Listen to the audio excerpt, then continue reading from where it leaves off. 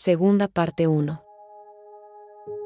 Luego del ajusticiamiento de Manuel Piar, un manto de aletargada y silenciosa tristeza cayó sobre Angostura, designada capital de Venezuela a falta de algo mejor.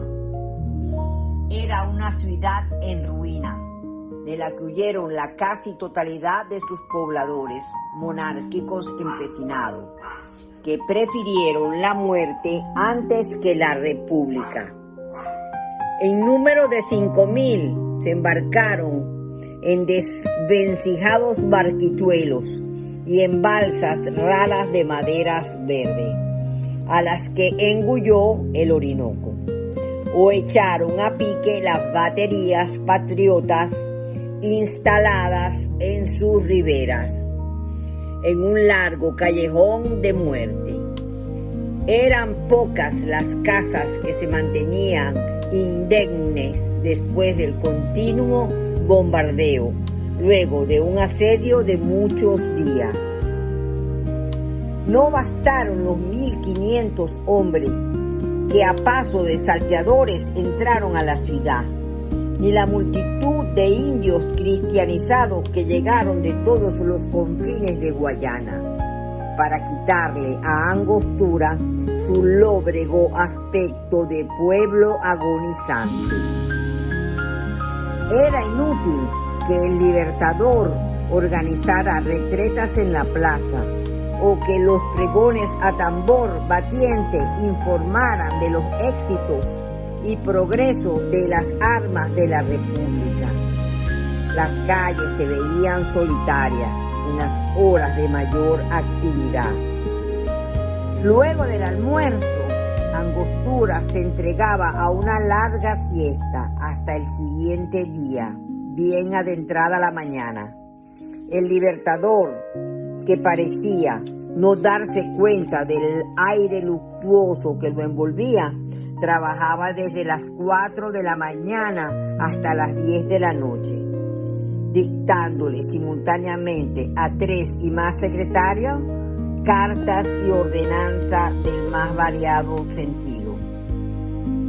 Hablaba cada vez más con progresiva frecuencia de sus planes de invadir a la Nueva Granada, a la que tanto debía por la independencia de Venezuela, para fundir ambos países en una nueva y gran nación. Para pasmo y sorpresa de quienes lo conocían bien, arguía sobre la necesidad de crear un parlamento antes el que declinaría los poderes omnímodos que le otorgaron en el 1816 los caudillos militares, dada la situación emergente por lo que pasaba la República. Ese Congreso decidiría el sistema político por el cual regirse, eligiendo a su vez a quien habría de sucederle como jefe supremo.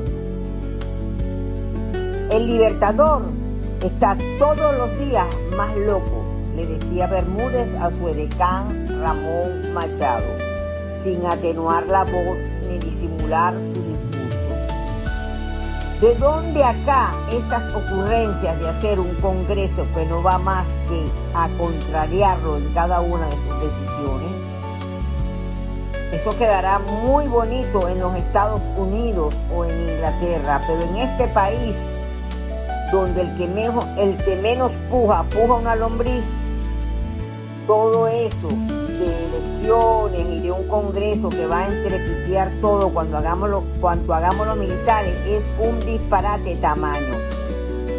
Y más si se toma en cuenta que el resto del país está en poder de los españoles y que el llamado nuestro territorio no es más que una franjita de arena que casi parece playa, que de vaina nos dejan el río y la selva. Es que parece, comentó vacilante el edecán, que es importante para que se reconozca a Venezuela como nación independiente llenar estos requisitos. Así se lo oí decir al propio Libertador. Yo también estoy cansado de oírselo, pero ¿tú me quieres explicar cuáles van a ser los países que van a reconocer nuestra independencia? Los que conforman la Santa Alianza, que andan de pipí cogido con España.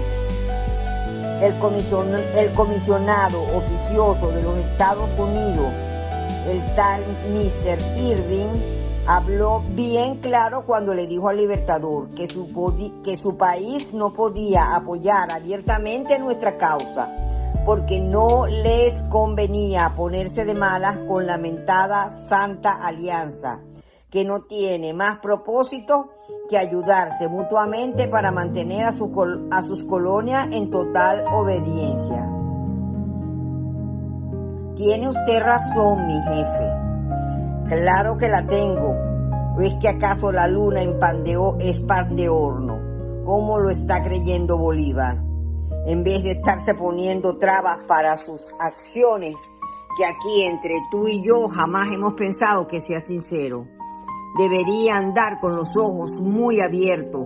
Estamos en una situación demasiado peligrosa. Nuestros soldados son una cuerda de novatos que no distinguen un tiro de un cohete. Días antes de Navidad llegó la noticia. El general Pedro Sarasa había sido derrotado por el mariscal Latorre, segundo del generalísimo Pablo Morillo. La explicación fue la de siempre. A la infantería española no hay quien le entre cuando se bate en un cuadro culo con culo. Si a esto se añade, comentaba Sublé, que son veteranos de las guerras napoleónicas, certeros y movedizos como una macagua, es difícil suponer que nuestra caballería logre imponérsele.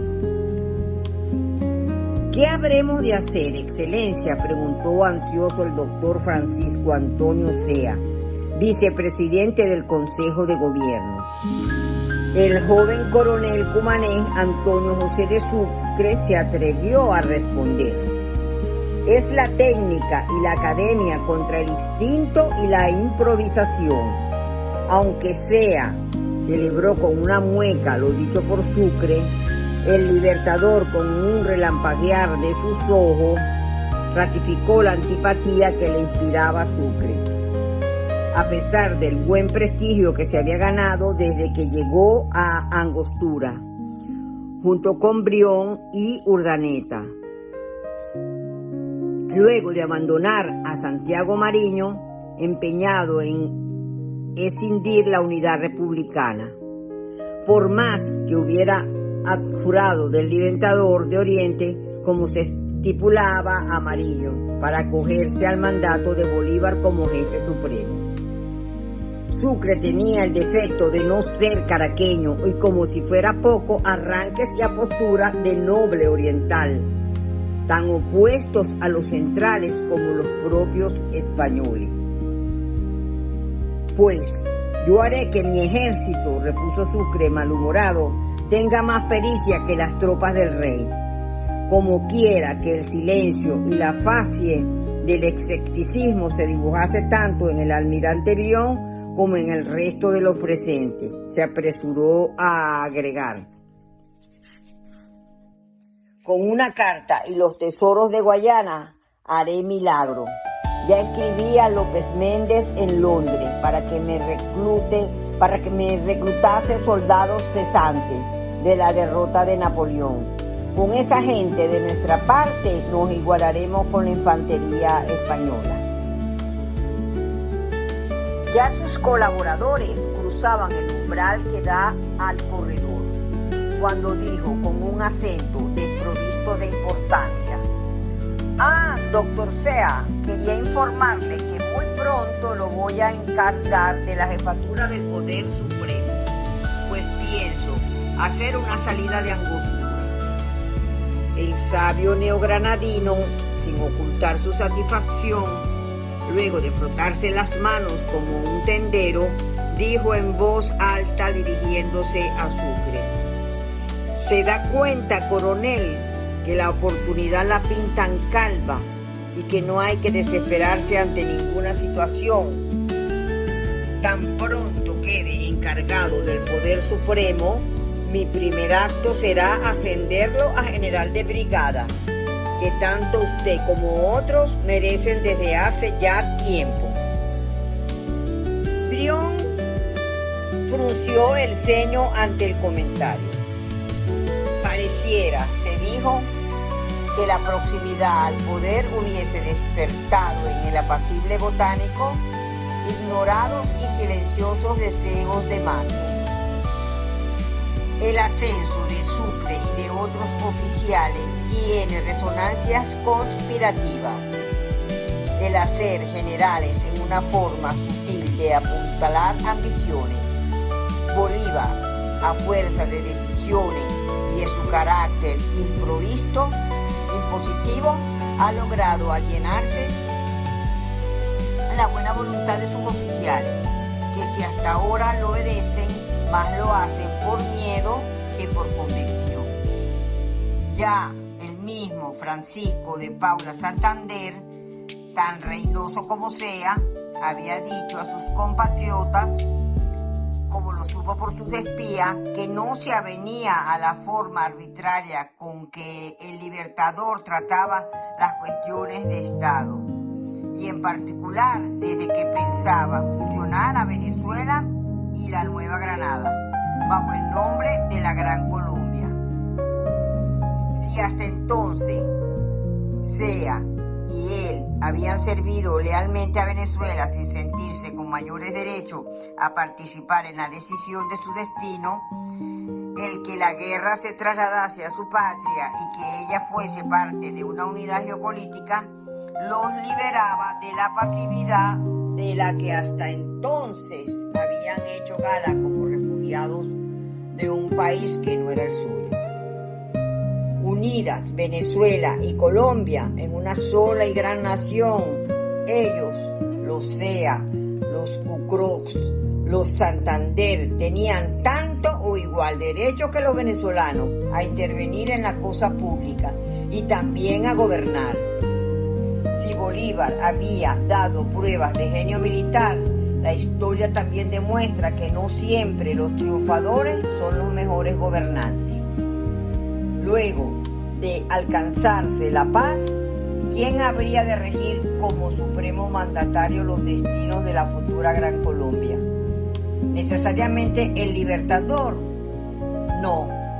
Por cierto, los privilegios no son derechos inalienables de los héroes, tan adecuado para gobernar o más que el Libertador lo es el sabio Francisco Antonio Sea, como yo bien pudiera ser jefe supremo del ejército. Nosotros, los neogranadinos, afirmaba Sea, tenemos mejor formación jurídica que los venezolanos. Nos regimos por leyes, en tanto que ellos fundamentan su derecho a mandar con el poder de fuego. Una Colombia regida por Bolívar o cualquiera de sus comilitones desembocaría inevitablemente en una dictadura. Por eso, no está mal que yo, Francisco Antonio Sea, vicepresidente por los momentos y presidente constitucional de la República, en día no lejano, tenga mis propios oficiales y generales. Santander, por su parte, no se la llevaba bien con los compatriotas de Bolívar. Según él, estaban desprovistos de juricidad y él era un jurista. Los venezolanos creían que la guerra, más que una función trascendente, era una forma de trepar en la sociedad y de adquirir riquezas. No es que él fuese indiferente al botín y a la gloria, pero la forma descarada en que lo dejaban ver los otros le revolvían sus convicciones a nivel del asco.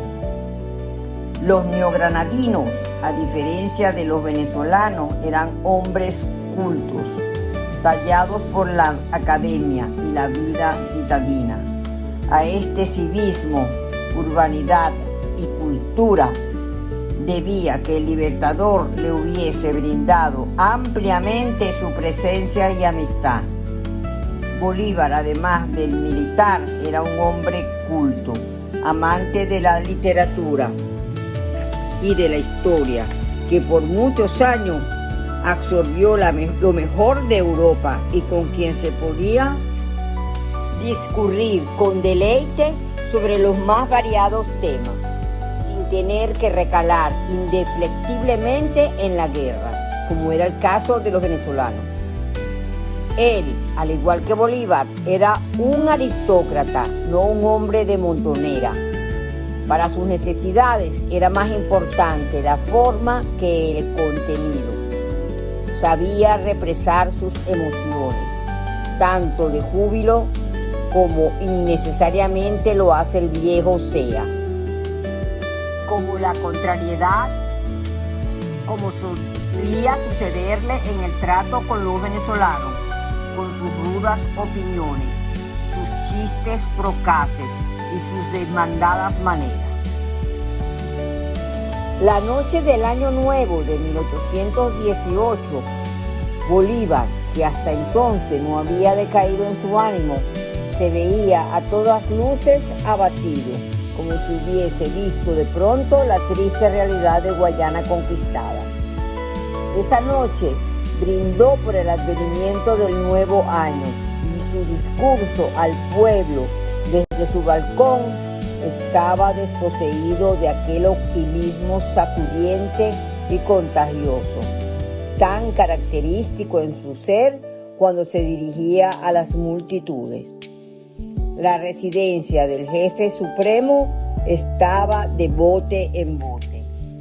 La casi totalidad de sus oficiales estaban presentes. Algunos guayaneses que sobrevivieron a la emigración de Oriente por el Orinoco habían regresado en la seguridad que su fidelidad al rey les sería perdonada. Harto como estaban los triunfadores de tanta soledad y silencio.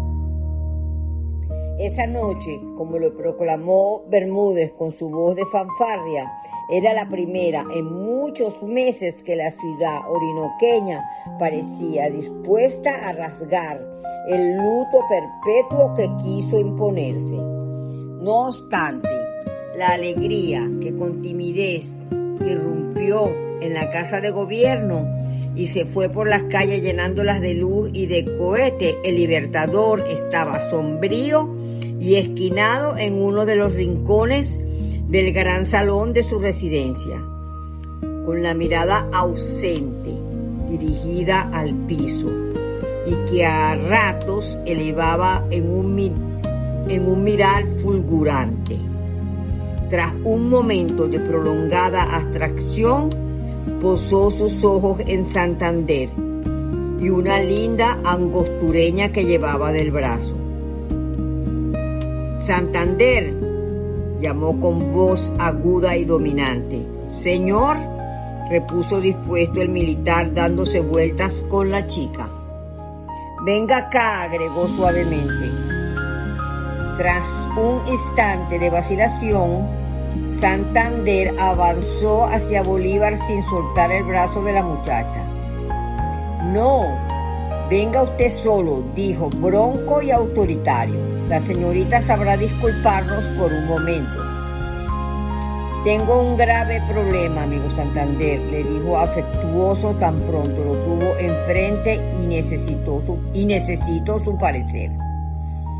Luego de hacerle un breve pero apretado recuento de los peligros que envolvían a la Venezuela liberada, añadió: como podrá imaginarse, la alianza con Páez se hace indispensable si queremos salvar la República. Santander no pudo ocultar su desagrado. Detestaba profundamente al caudillo llanero por la trastada que le hizo, tanto a él como a honorables compatriotas suyos que pretendieron formar con Páez una república en las solitarias llanuras de Casanare. Cosa peligrosa esa, excelencia, repuso mirando de soslayo.